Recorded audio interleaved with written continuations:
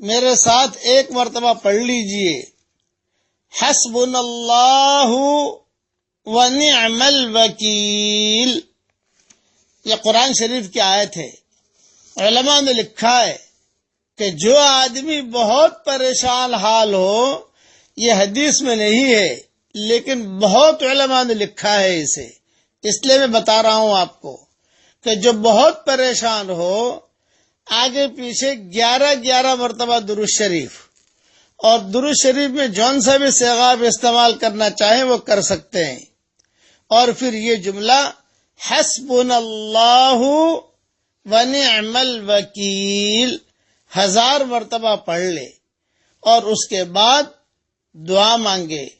اللہ کی ذات سے امید ہے کہ اس کی دعا قبول ہوگی اور اللہ اس کے نامناسب حالات کو اچھے حالات سے بدل دے گا انشاءاللہ۔